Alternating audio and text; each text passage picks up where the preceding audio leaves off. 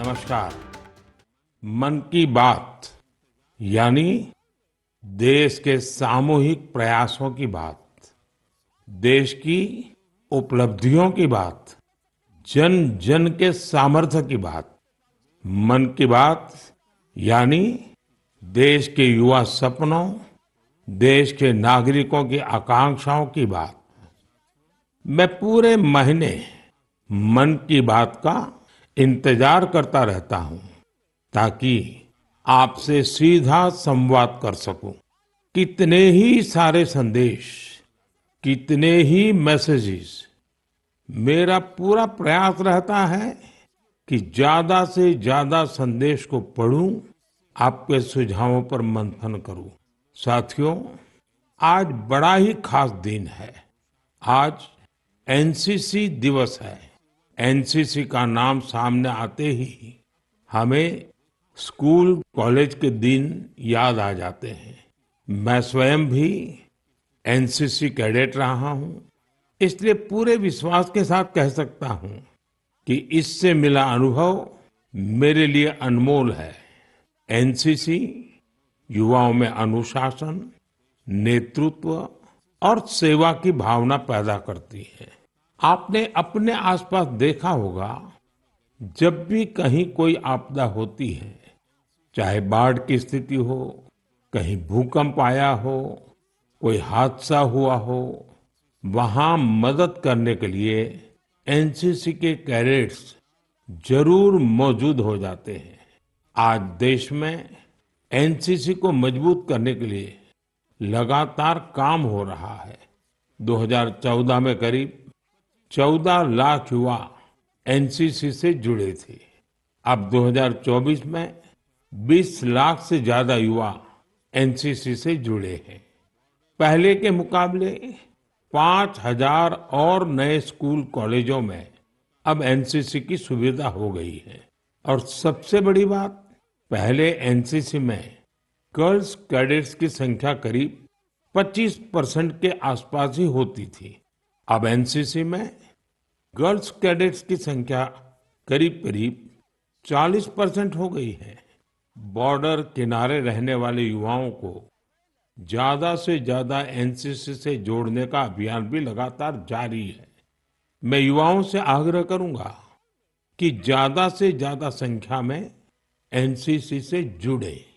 आप देखिएगा, आप किसी भी कैरियर में जाए, एनसीसी से आपके व्यक्तित्व निर्माण में बड़ी मदद मिलेगी।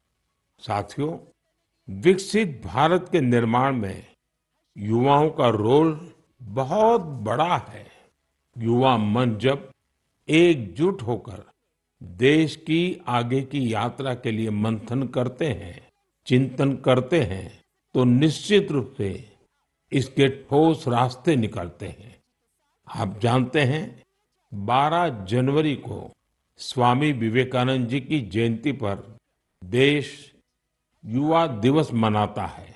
अगले साल स्वामी विवेकानंद जी की 162वीं जयंती है। इस बार इसे बहुत खास तरीके से मनाया जाएगा।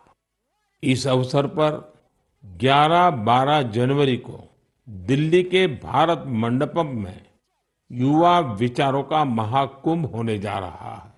और इस पहल का नाम है Viksit Bharat young leaders dialogue. Bharat भर से करोड़ों युवा इसमें भाग लेंगे। गांव, ब्लॉक, जिले, राज्य और वहां से निकलकर के चुने हुए ऐसे 2000 युवा भारत मंडपम में विकसित भारत यंग लीडर्स डायलॉग के लिए जुटेंगे। आपको याद होगा, मैंने लाल किले की प्राचीर से ऐसे युवाओं से राजनीति में आने का आह्वान किया है जिनके परिवार का कोई भी व्यक्ति और पूरे परिवार का पॉलिटिकल बैकग्राउंड नहीं है। ऐसे 1 लाख युवाओं को, नए युवाओं को राजनीति से जोड़ने के लिए देश में कई तरह के विशेष अभियान चलेंगे। विकसित भारत यंग लीडर्स डायलॉग भी ऐसा ही एक प्रयास है। इसमें देश और विदेश से एक्सपर्ट्स आएंगे, अनेक राष्ट्रीय और अंतर्राष्ट्रीय हस्तियां भी रहेगी। मैं भी इसमें ज्यादा से ज्यादा समय उपस्थित रहूंगा। युवाओं के सीधे हमारे सामने अपने आइडियाज को रखने का अवसर मिलेगा। देश इन आइडियाज को कैसे आगे लेकर जा सकता है, कैसे एक ठोस रोडमैप बन सकता है, इसका एक ब्लूप्रिंट तैयार किया जाएगा। तो आप भी तैयार हो जाइए। जो भारत के भविष्य का निर्माण करने वाले हैं, जो देश की भावी पीढ़ी है, उनके लिए ये बहुत बड़ा मौका आ रहा है। आइए मिलकर देश बनाएं, देश को विकसित बनाएं। मेरे प्यारे देशवासियों, मन की बात में हम अक्सर ऐसे युवाओं की चर्चा करते हैं जो निस्वार्थ भाव से समाज के लिए काम कर रहे हैं। ऐसे कितने ही युवा हैं जो लोगों की छोटी छोटी समस्याओं का समाधान निकालने में जुटे हैं। हम अपने आसपास देखें तो कितने ही लोग दिख जाते हैं जिन्हें किसी न किसी तरह की मदद चाहिए, कोई जानकारी चाहिए। मुझे ये जानकर अच्छा लगा, कुछ युवाओं ने समूह बनाकर इस तरह की बात को भी एड्रेस किया है। जैसे लखनऊ के रहने वाले वीरेंद्र हैं, वो बुजुर्गों को डिजिटल लाइफ सर्टिफिकेट के काम में मदद करते हैं। आप जानते हैं कि नियमों के मुताबिक सभी पेंशनर्स को साल में एक बार लाइफ सर्टिफिकेट जमा कराना होता है। 2014 तक इसकी प्रक्रिया यह थी, इसे बैंकों में जाकर बुजुर्ग को खुद जमा करना पड़ता था। आप कल्पना कर सकते हैं कि इससे हमारे बुजुर्गों को कितनी असुविधा होती थी। अब ये व्यवस्था बदल चुकी है। अब डिजिटल लाइफ सर्टिफिकेट देने से चीजें बहुत ही सरल हो गई हैं। बुजुर्गों को बैंक नहीं जाना पड़ता। बुजुर्गों को टेक्नोलॉजी की वजह से कोई दिक्कत ना आए, इसमें वीरेंद्र जैसे युवाओं की बड़ी भूमिका है। वो अपने क्षेत्र के बुजुर्गों को इसके बारे में जागरूक करते रहते हैं। इतना ही नहीं, वो बुजुर्गों को टैक्स सेवी भी बना रहे हैं। ऐसे ही प्रयासों से आज डिजिटल लाइफ सर्टिफिकेट पाने वालों की संख्या 80 लाख के आंकड़े को पार कर गई है। इनमें से 2 लाख से ज्यादा ऐसे बुजुर्ग हैं जिनकी आयु 80 के भी पार हो गई है। साथियों, कई शहरों में युवा बुजुर्गों को डिजिटल क्रांति में भागीदार बनाने के लिए भी आगे आ रहे हैं।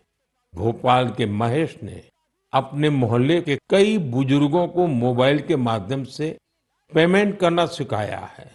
इन बुजुर्गों के पास स्मार्टफोन तो था, लेकिन उसका सही उपयोग बताने वाला कोई नहीं था। बुजुर्गों को डिजिटल अरेस्ट के खतरे से बचाने के लिए भी युवा आगे आए हैं। अहमदाबाद के राजीव लोगों को डिजिटल अरेस्ट के खतरे से आगाह करते हैं। मैंने मन की बात के पिछले एपिसोड में डिजिटल अरेस्ट की चर्चा की थी। इस तरह के अपराध के सबसे ज्यादा शिकार बुजुर्ग ही बनते हैं। ऐसे में हमारा दायित्व है कि हम उन्हें जागरूक बनाएं और साइबर फ्रॉड से बचने में मदद करें। हमें बार बार लोगों को समझाना होगा कि डिजिटल अरेस्ट नाम का सरकार में कोई भी प्रावधान नहीं है। ये सरासर झूठ, लोगों को फंसाने का एक षड्यंत्र है। मुझे खुशी है कि हमारे युवा साथी इस काम में पूरी संवेदनशीलता से हिस्सा ले रहे हैं और दूसरों को भी प्रेरित कर रहे हैं। मेरे प्यारे देशवासियों, आजकल बच्चों की पढ़ाई को लेकर कई तरह के प्रयोग हो रहे हैं। कोशिश यही है कि हमारे बच्चों में क्रिएटिविटी और बढ़े, किताबों के लिए उनमें प्रेम और बढ़े। कहते भी हैं, किताबें इंसान की सबसे अच्छी दोस्त होती हैं। और अब इस दोस्ती को मजबूत करने के लिए लाइब्रेरी से ज्यादा अच्छी जगह और क्या होगी। मैं चेन्नई का एक उदाहरण आपसे शेयर करना चाहता हूं। यहाँ बच्चों के लिए एक ऐसी लाइब्रेरी तैयार की गई है जो क्रिएटिविटी और लर्निंग का हब बन चुकी है। इसे प्रकृत अरिवगम के नाम से जाना जाता है। इस लाइब्रेरी का आइडिया टेक्नोलॉजी की दुनिया से जुड़े श्री राम गोपालन जी की देन है। विदेश में अपने काम के दौरान वे लेटेस्ट टेक्नोलॉजी की दुनिया से जुड़े रहे, लेकिन वो बच्चों में पढ़ने और सीखने की आदत विकसित करने के बारे में भी सोचते रहे। भारत लौटकर उन्होंने प्रकृत अरिवगम को तैयार किया। इसमें 3000 से अधिक किताबें हैं जिन्हें पढ़ने के लिए बच्चों में होड़ लगी रहती है। किताबों के अलावा इस लाइब्रेरी में होने वाली कई तरह की एक्टिविटीज भी बच्चों को लुभाती है। स्टोरी टेलिंग सेशन हो, आर्ट वर्कशॉप्स हो, memory training classes, robotics lesson या फिर पब्लिक स्पीकिंग, यहाँ हर किसी के लिए कुछ न कुछ जरूर है जो उन्हें पसंद आता है। साथियों, हैदराबाद में फूड फॉर थॉट फाउंडेशन ने भी कई शानदार लाइब्रेरीज बनाई है। इनका भी प्रयास यही है कि बच्चों को ज्यादा से ज्यादा विषयों पर ठोस जानकारी के साथ पढ़ने के लिए किताबें मिले। बिहार में गोपालगंज के प्रयोग लाइब्रेरी की चर्चा तो आसपास के कई शहरों में होने लगी है। इस लाइब्रेरी से करीब 12 गांवों के युवाओं को किताबें पढ़ने की सुविधा मिलने लगी है। साथ ही ये लाइब्रेरी पढ़ाई में मदद करने वाली दूसरी जरूरी सुविधाएं भी उपलब्ध करा रही है। कुछ लाइब्रेरीज तो ऐसी हैं जो प्रतियोगी परीक्षाओं की तैयारी में स्टूडेंट्स के बहुत काम आ रही है। ये देखना वाकई बहुत सुखद है कि समाज को सशक्त बनाने में आज लाइब्रेरी का बेहतरीन उपयोग हो रहा है। आप भी किताबों से दोस्ती बढ़ाइए और देखिए कैसे आपके जीवन में बदलाव आता है। मेरे प्यारे देशवासियों, परसों रात ही मैं दक्षिण अमेरिका के देश गयाना से लौटा हूँ। भारत से हजारों किलोमीटर दूर गयाना में भी एक मिनी भारत बसता है। आज से लगभग 180 वर्ष पहले गयाना में भारत के लोगों को खेतों में मजदूरी के लिए, दूसरे कामों के लिए ले जाया गया था। आज गयाना में भारतीय मूल के लोग राजनीति, व्यापार, शिक्षा और संस्कृति के हर क्षेत्र में गयाना का नेतृत्व कर रहे हैं। गयाना के राष्ट्रपति डॉक्टर इरफान अली भी भारतीय मूल के हैं, जो अपनी भारतीय विरासत पर गर्व करते हैं। जब मैं गयाना में था, तभी मेरे मन में एक विचार आया था, जो मैं मन की बात में आपसे शेयर कर रहा हूँ। गयाना की तरह ही दुनिया के दर्जनों देशों में लाखों की संख्या में भारतीय हैं। दशकों पहले की, 200-300 साल पहले की उनके पूर्वजों की अपनी कहानियां हैं। क्या आप ऐसी कहानियों को खोज सकते हैं कि किस तरह भारतीय प्रवासियों ने अलग अलग देशों में अपनी पहचान बनाई, कैसे उन्होंने वहां की आजादी की लड़ाई के अंदर हिस्सा लिया, कैसे उन्होंने अपनी भारतीय विरासत को जीवित रखा।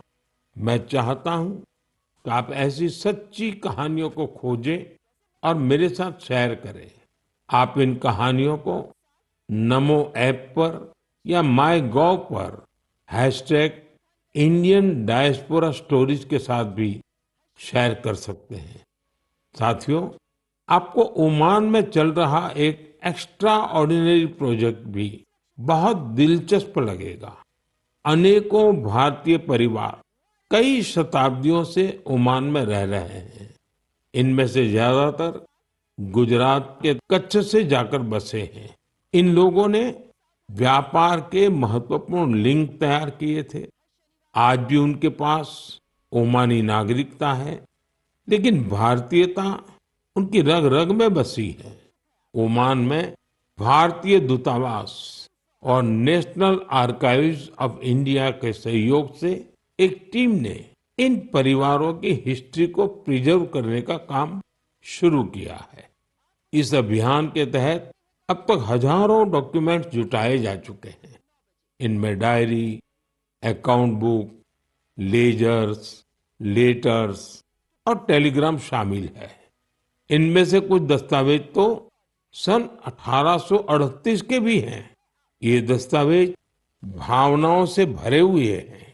बरसों पहले जब वो ओमान पहुंचे तो उन्होंने किस प्रकार का जीवन जिया, किस तरह के सुख दुख का सामना किया और ओमान के लोगों के साथ उनके संबंध कैसे आगे बढ़े, ये सब कुछ इन दस्तावेजों का हिस्सा है।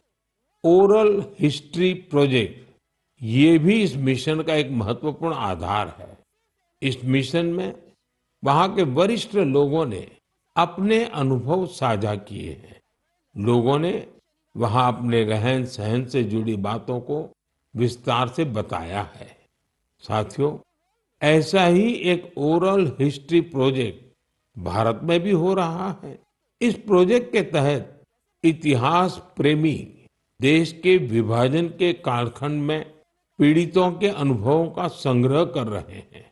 अब देश में ऐसे लोगों की संख्या कम ही बची है जिन्होंने विभाजन की विभीषिका को देखा है। ऐसे में यह प्रयास और ज्यादा महत्वपूर्ण हो गया है।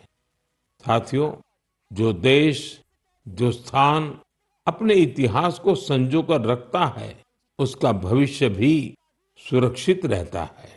इसी सोच के साथ एक प्रयास हुआ है जिसमें गांवों के इतिहास को संजोने वाली एक डायरेक्टरी बनी है। समुद्री यात्रा के भारत के पुरातन सामर्थ्य से जुड़े साक्ष्यों को सहेजने का भी अभियान देश में चल रहा है। इस कड़ी में लोथल में एक बहुत बड़ा म्यूजियम भी बनाया जा रहा है। इसके अलावा आपके संज्ञान में कोई मैन्युस्क्रिप्ट हो, कोई ऐतिहासिक दस्तावेज हो, कोई हस्तलिखित प्रत हो, तो उसे भी आप नेशनल आर्काइव्स ऑफ इंडिया की मदद से सहेज सकते हैं। साथियों, मुझे स्लोवाकिया में हो रहे ऐसे ही एक और प्रयास के बारे में पता चला है जो हमारी संस्कृति को संरक्षित करने और उसे आगे बढ़ाने से जुड़ा है। यहाँ पहली बार स्लोवाक लैंग्वेज में हमारे उपनिषदों का अनुवाद किया गया है। इन प्रयासों से भारतीय संस्कृति के वैश्विक प्रभाव का भी पता चलता है। हम सभी के लिए ये गर्व की बात है कि दुनिया भर में ऐसे करोड़ों लोग हैं जिनके हृदय में भारत बसता है। मेरे प्यारे देशवासियों, अब मैं आपसे देश की एक ऐसी उपलब्धि साझा करना चाहता हूं जिसे सुनकर आपको खुशी भी होगी और गौरव भी होगा, और अगर आपने नहीं किया है तो शायद पछतावा भी होगा। कुछ महीने पहले हमने एक पेड़ मां के नाम अभियान शुरू किया था। इस अभियान में देश भर के लोगों ने बहुत उत्साह से हिस्सा लिया। मुझे ये बताते हुए बहुत खुशी हो रही है कि इस अभियान ने 100 करोड़ पेड़ लगाने का अहम पड़ाव पार कर लिया है। 100 करोड़ पेड़, वो भी सिर्फ 5 महीनों में। ये हमारे देशवासियों के अथक प्रयासों से ही संभव हुआ है। इससे जुड़ी एक और बात जानकर आपको गर्व होगा। एक पेड़ मां के नाम अभियान अब दुनिया के दूसरे देशों में भी फैल रहा है। जब मैं गयाना में था तो वहां भी इस अभियान का साक्षी बना।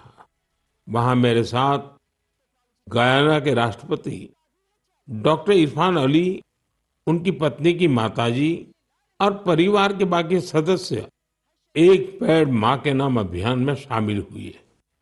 साथियों, देश के अलग अलग हिस्सों में ये अभियान लगातार चल रहा है। मध्य प्रदेश के इंदौर में एक पेड़ माँ के नाम अभियान के तहत पेड़ लगाने का रिकॉर्ड बना है। यहाँ 24 घंटे में 12 लाख से ज्यादा पेड़ लगाए गए।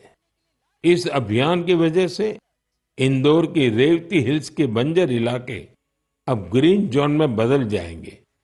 राजस्थान के जैसलमेर में इस अभियान के द्वारा एक अनोखा रिकॉर्ड बना।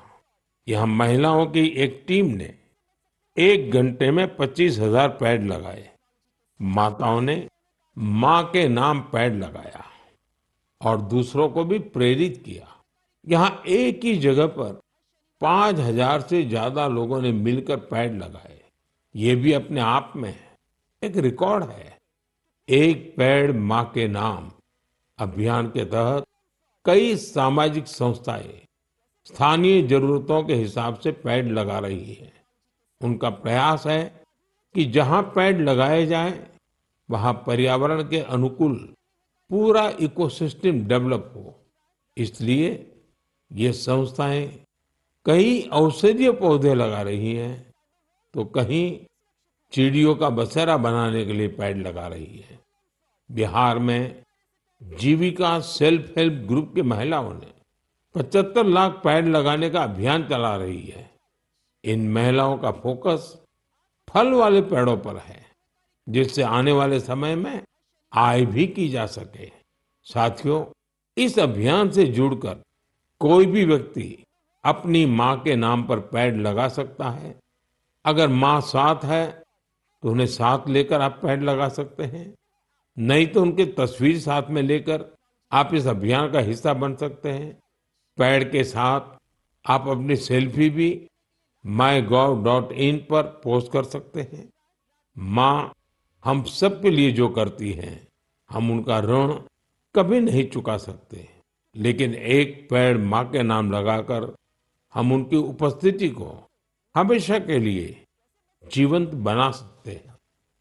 मेरे प्यारे देशवासियों, आप सभी लोगों ने बचपन में गोरैया या स्पैरो को अपने घर की छत पर, पेड़ों पर चहकते हुए जरूर देखा होगा।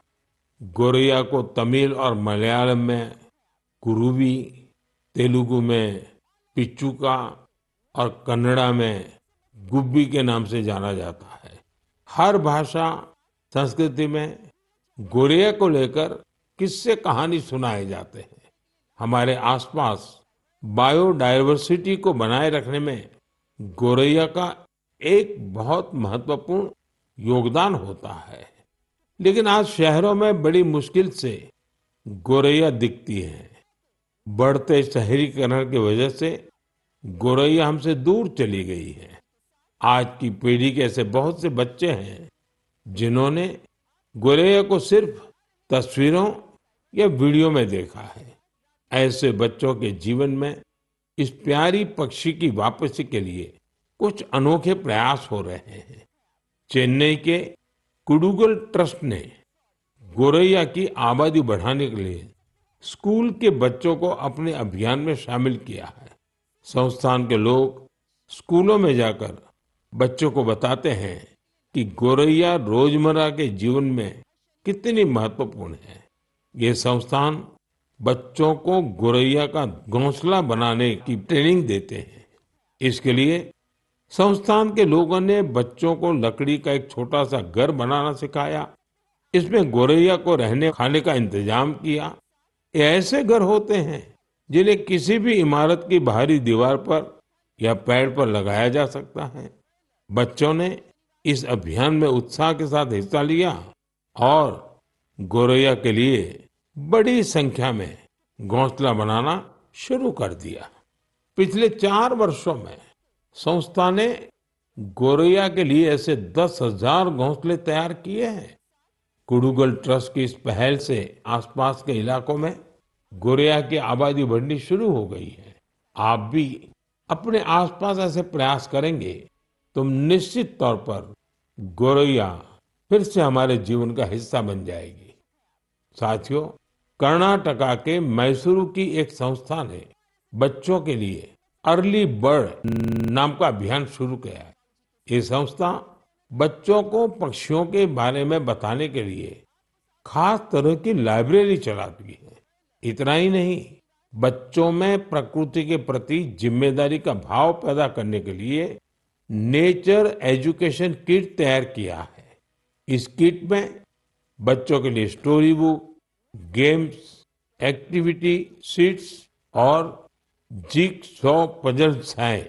ये संस्था शहर के बच्चों को गांवों में लेकर जाती है और उन्हें पक्षियों के बारे में बताती है। इस संस्था के प्रयासों की वजह से बच्चे पक्षियों की अनेक प्रजातियों को पहचानने लगे हैं। मन की बात के श्रोता भी इस तरह के प्रयास से बच्चों में अपने आसपास को देखने, समझने का अलग नजरिया विकसित कर सकते हैं।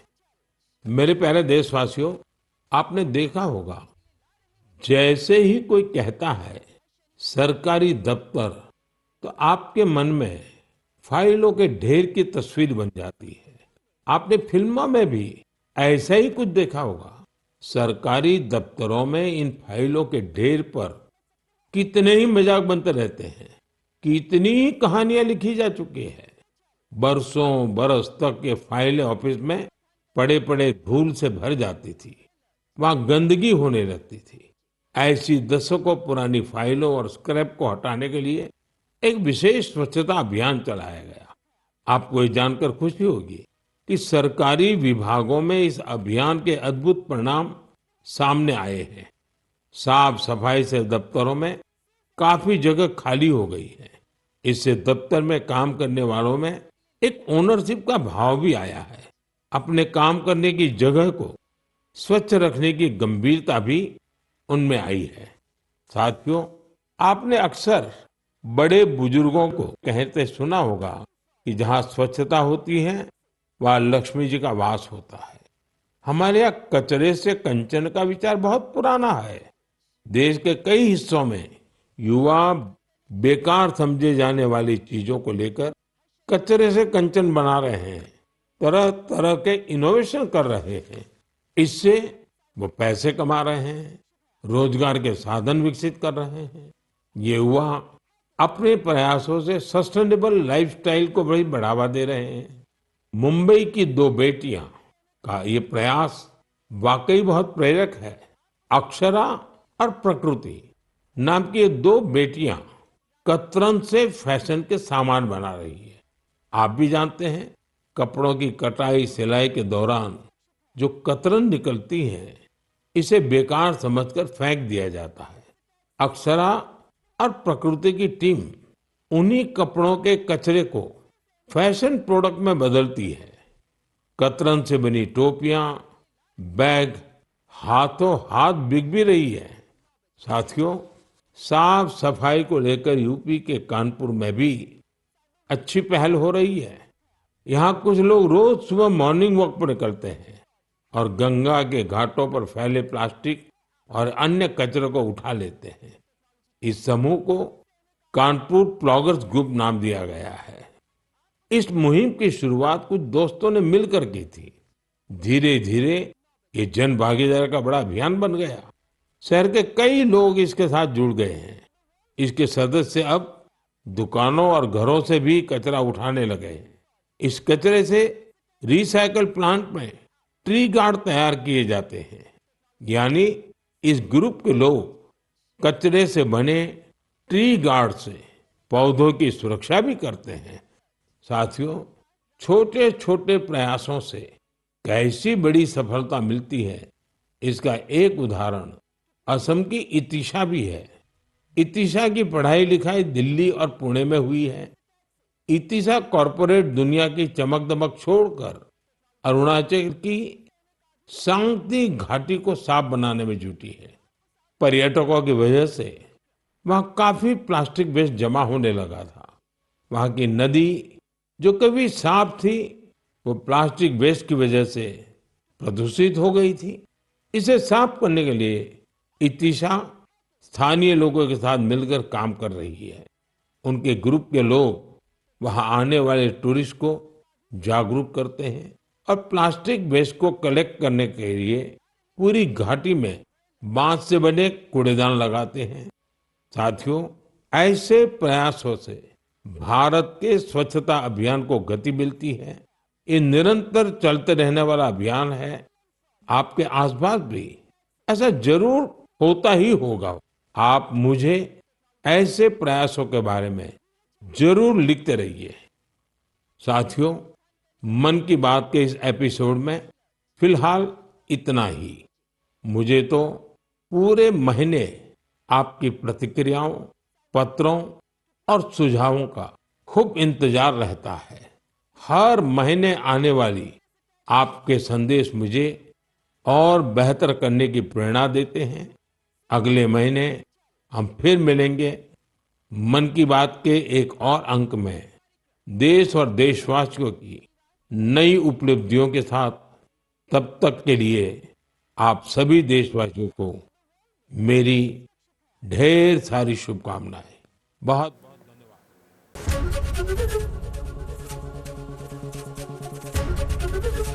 एबीपी गंगा, खबर आपकी, जुबान आपकी।